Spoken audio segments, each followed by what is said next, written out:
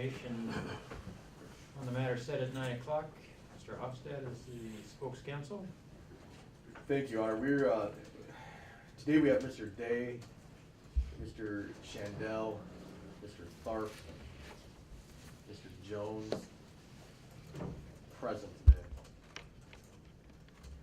That means we're missing Mr. Russell and Mr. Dillingham.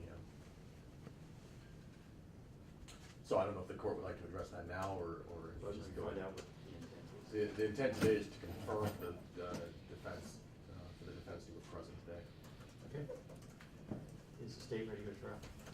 State's ready, Your Honor. Okay. And there is a caveat that we should alert the court to regarding that week, as you might imagine, something that's probably going to come up. Okay, go ahead. Your Honor, if I could Go address ahead. that. I have actually two trials in addition to this one in the misdemeanor court, or in the district court scheduled, Mr. Grimm and a Mr. Skewis. Mr. Skewis is in custody in Nisqually, so I don't know if the court had planned on doing multiple courtrooms or if the in custody would take precedent, but I don't envision there being much chance that that in custody trial will be moved. My client has been steadfast to take all of the issues that he's been charged with to trial. So I anticipate that he will continue with that and will not agree to any sort of continuance on it. And also, as has been stated, my client isn't here today. Should this proceed, I'd ask that the court not issue a warrant at this time and allow him to show up for the trial to be tried with the rest of the group. If I remember correctly, he wasn't present at the last hearing. That's correct. And And he, to clarify to the court, whether I was correct or not with the court's determination at the hearing before that where he was present, I told him he did not have to be there at the motion hearing. no, that I understood, but our conversation was he hadn't noticed to be here for today's date. Correct, and I'm informed by some of his colleagues that he may have been confused since there were two dates on whether or not he needed to attend today. Yeah, except the issue was we had no way of getting him notice for the new date. So for Mr. Russell, I will issue a warrant for him since he has chosen not to appear today. $2,500 cash or bond, which will negate the concern that we have for Mr. Garber's other trial schedule. And then if I could, Your Honor, the only reason we bring that up now, obviously if he was FTA with no notice, information from him, that would be less of an issue, but it's our understanding, talking to our clients, that he does know about the 18th, and that he's actually in contact with the other co-defendants about the 18th. So, and especially now if the court orders a warrant, there's every reason to believe that he will be here on the 18th. So again, that's something that we might have to deal with on the 18th, but that's a potential red flag. I can't say whether we're planning to run two juries on the 18th or one jury on the 18th. So that may not be an issue anyway. So the warrant will issue for Mr. Russell. Yeah, and you obviously can only do one trial at a time, so. That's true. I understand the dilemma that you'll face on the 18th, and we'll figure that out when we get to the 18th. But for now, I'll issue a warrant for Mr. Russell. Mr. Dillingham, I believe Mr. Ching, he was present at the last hearing. He was not, Your Honor. Okay. He was excused for the motions. Okay, but you have contact with Mr. Dillingham. Through email only. I can tell the court I emailed him right after that hearing. I did not receive any response from Mr. Dillingham. Emailed him again, no response. So 0 for 2 over the last week and a half. All right, and And the state would make a motion for a bench warrant for Mr. Dillingham. yeah, I'll issue the same warrant, $2,500 cash or bond. My only dilemma, Your Honor, is on the 18th, since there's a warrant out for my client who have to make an appearance then. Because I probably have a Superior Court case, I may be winning trial that week. Now, this is cleared, I'm clear for that particular trial, theoretically. Okay.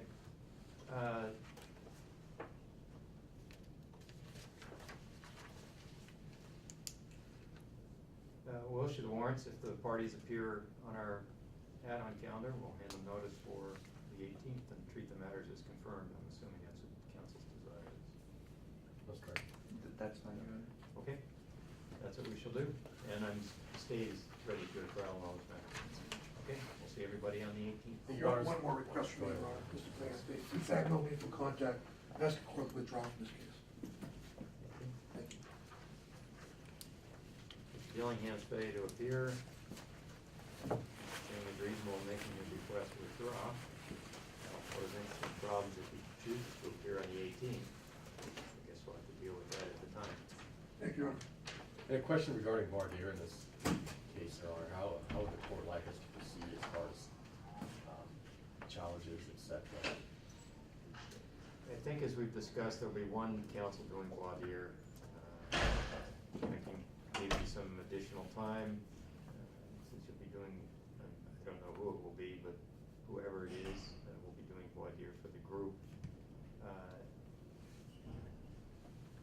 And I think upon the conclusion of the voir dire, counsel, you can ask me for 10 or 15 minutes to have conversations among yourselves, to have a list of cause challenges and peremptory challenges. I'm assuming each defendant's gonna have their right to an equal number of peremptory challenges, correct? You know, that's an interesting issue, of course. With 6 defendants, assuming they're all here, that's 18 peremptory challenges if they each exercise 3, or each are entitled to 3. So one could imagine it would be very easy to stymie the state going forward by the exercise of peremptory challenges.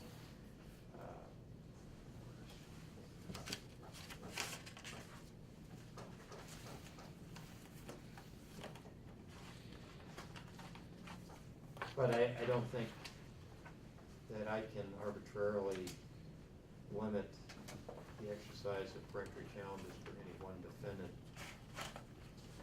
So I think the response would have to be from the court is that we'll have to call on a jury panel large enough to sustain 18 peremptory challenges, so the matter will go to trial regardless of the number of challenges that are exercised.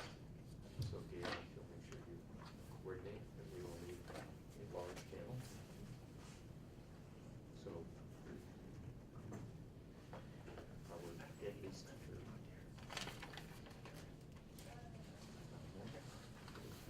2. The state would just have the 3. State gets its, well, That's it, okay, I've been thinking, and I haven't looked into that issue, but there's, yeah. potentially we'd be looking at, Is there a challenges reason? for, I mean, I don't anticipate. Is there a reason for the state to enter 18?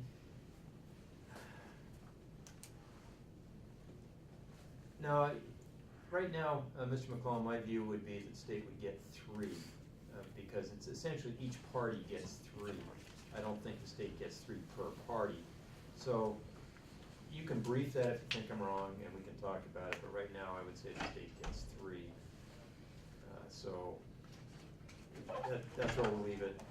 I'll have one defense counsel do voir dire, and Mr. Tharp, you can either cede to whichever counsel is doing the voir dire, that's the questioning of the jury, or you can tell me you want to exercise that right on your own, and I'll let me know that morning how you're going to proceed. I will give the defense counsel, typically in these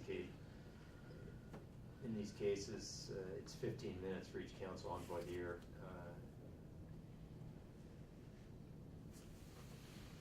I think I'll give each counsel half an hour on voir dire.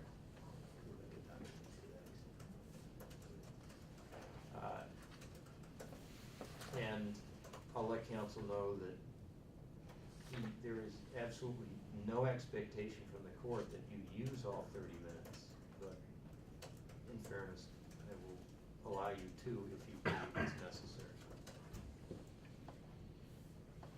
And so defense counsel can provide whoever is the voir dire counsel lists of questions they would like the voir dire counsel to get into, and the voir dire counsel can go through those questions as well as those particular questions.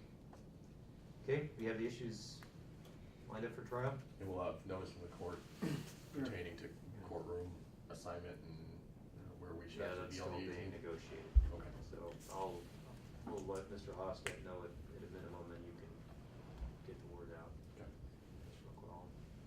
Your Honor, if I may, I also received a phone call from Mr. Cooney, and he is now, he's aware of the hearing now, and he thought that it was going to be resolved with a plea reduction tomorrow, but he's aware that it's being noted for trial, and I've informed his client as well, and that it's set to go for the 18th. All right. So Mr. Cooney's not separately deciding to go forward with the resolution tonight? No, he's proceeding to jury trial as well. All right. Okay, we'll treat every matter then as confirmed. Thank you.